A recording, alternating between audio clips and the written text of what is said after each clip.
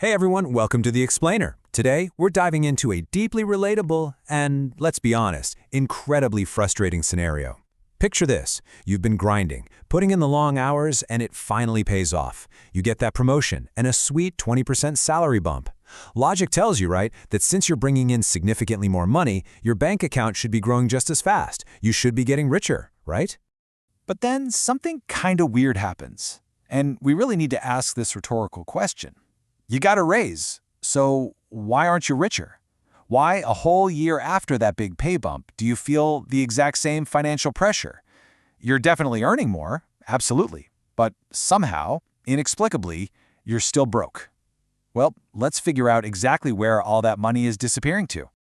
Okay, let's dive right into this. Section 1, the trap of earning more.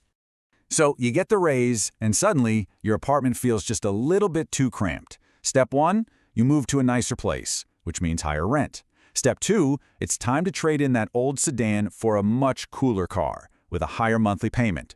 Step 3, you obviously need the absolute newest pro model phone to go with that fancy new job title. Step 4, those little weekend road trips suddenly turn into expensive flyaway vacations. And Step 5, cooking at home gets replaced by dining out at pricey restaurants. You see how fast this happens? It's like a domino effect. You haven't actually built wealth, you've just built a much more expensive life.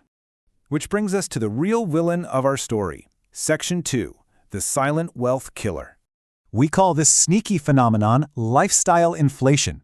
It's basically when your spending increases at the exact same time your income increases. Now look, at first glance, this feels completely reasonable. You worked harder, you earned more, so why shouldn't you enjoy the fruits of your labor? And let me be clear, there is absolutely nothing wrong with wanting to improve your lifestyle.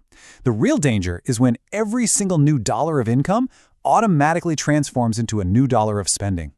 And this brilliantly illustrates exactly how the trap snaps shut. Let's imagine someone making $40,000 a year, and their lifestyle costs them $38,000 to maintain. They're scraping by, sure, but they're surviving. Then fantastic news hits. Their income jumps a massive $20,000 up to $60,000 a year. But instead of keeping their expenses the same, they celebrate, they upgrade. They increase their lifestyle spending from $38,000 all the way up to $57,000. So that massive $20,000 income jump, it's almost entirely swallowed up by a $19,000 lifestyle jump.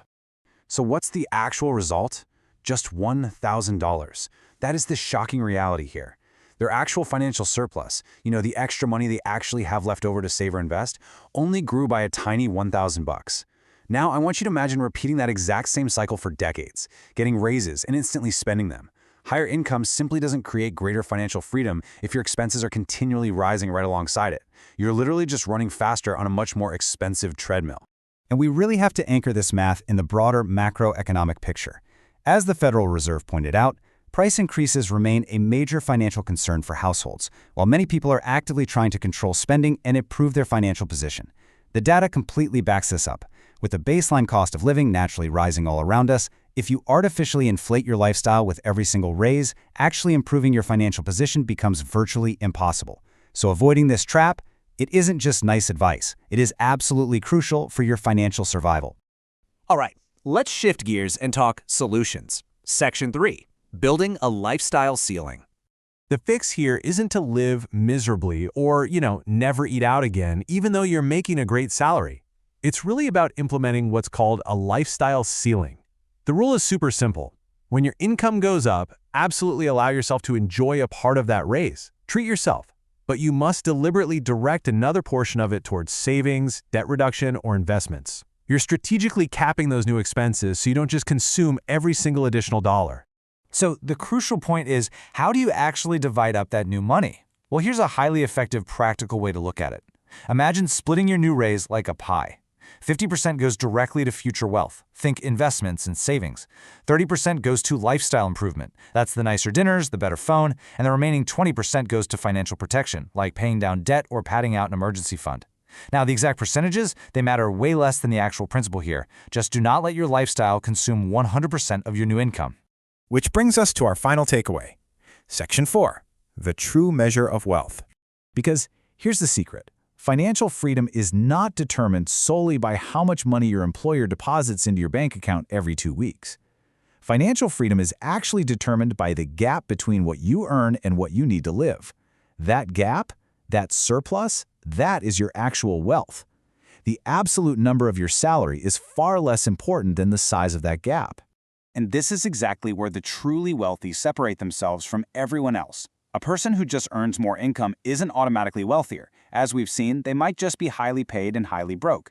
But a person who consistently takes their earnings and converts them into productive assets, they are building real financial security. They're literally buying their own freedom. Which leaves us with a final, pretty provocative thought. A raise should increase your options, not just your expenses. The next time you get that promotion or that bonus or that hard-earned salary bump, I want you to really think about this. Will you use that money to buy a slightly nicer car to drive to work every day? Or will you use it to buy the option to one day not have to work at all? How exactly will you direct your next raise?